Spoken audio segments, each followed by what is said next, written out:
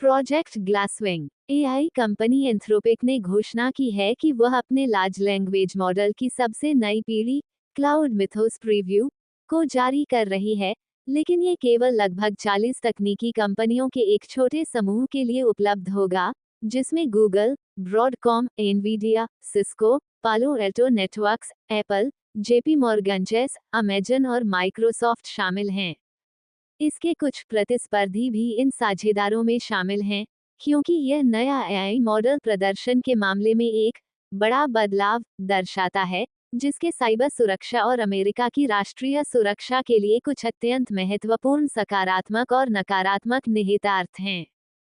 अच्छी खबर यह है कि क्लाउड मिथोस को विकसित करने के दौरान एंथ्रोपिक ने पाया कि यह एआई न केवल अभी उपलब्ध किसी भी मॉडल की तुलना में ज्यादा आसानी से और ज्यादा जटिल सॉफ्टवेयर कोड लिख सकता है, बल्कि ये दुनिया के लगभग सभी सबसे लोकप्रिय सॉफ्टवेयर सिस्टम में मौजूद कमजोरियों को भी पहले से कहीं ज्यादा आसानी से ढूंढ सकता है।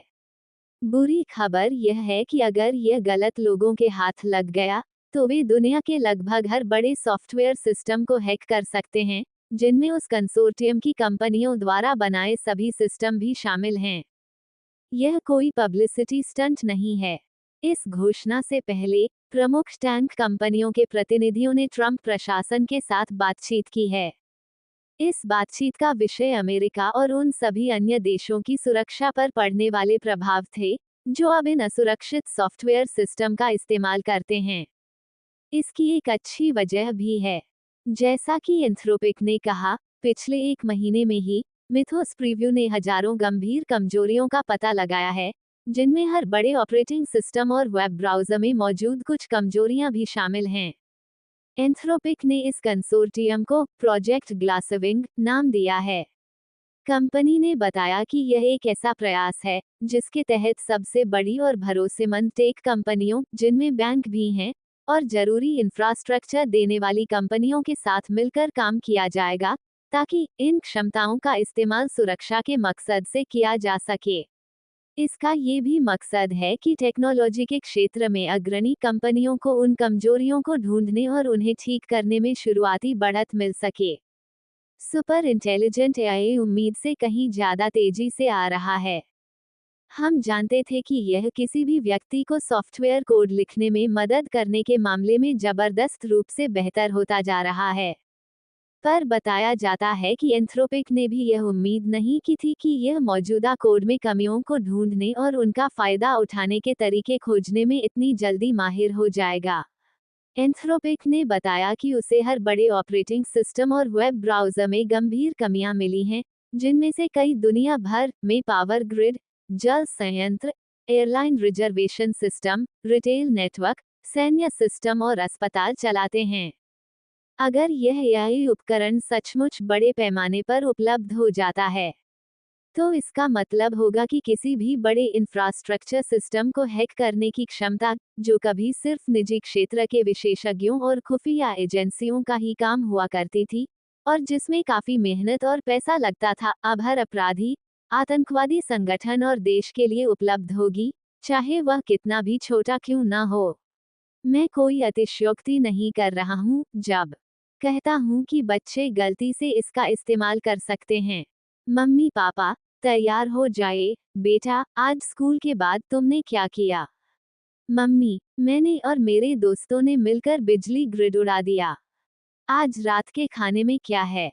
इसलिए एंथ्रोपिक प्रमुख सॉफ्टवेयर प्रदाताओं को सावधानीपूर्वक नियंत्रित संस्करण दे रहा है, ताकि वे अपराधियों या आपके बच्चों के ऐसा करने से पहले ही कमियों को ढूंढकर ठीक कर सकें।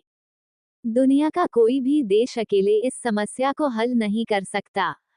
इसका समाधान उन दो एआई महाशक्तियों, अमेरिका और चीन से ही शुरू होना चाहिए।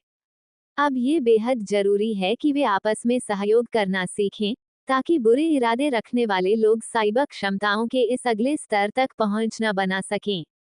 ऐसा शक्तिशाली हथियार उन दोनों के लिए खतरा बन जाएगा, जिससे वे अपने देशों के भीतरी और बाहरी आतंकी समूहों तथा अन्य विरोधियों के सामने असुरक्षित हो जाएंगे। ये हर देश के लिए अमेरिका चीन के आपसी खतरे से भी कहीं बड़ा खतरा बन सकता है। सच तो यह है कि यह एक ऐसा बुनियादी और अहम मोड़ साबित हो सकता है, जैसा कि आपसी विनाश की गारंटी और परमाणु अप्रसार की जरूरत के उभरने के समय था। अमेरिका और चीन को मिलकर काम करना होगा ताकि वे खुद को और बाकी दुनिया को उन इंसानों और स्वायत्त एआई से बचा सकें जो इस तकनीकी का इस्तेमाल कर रहे हैं।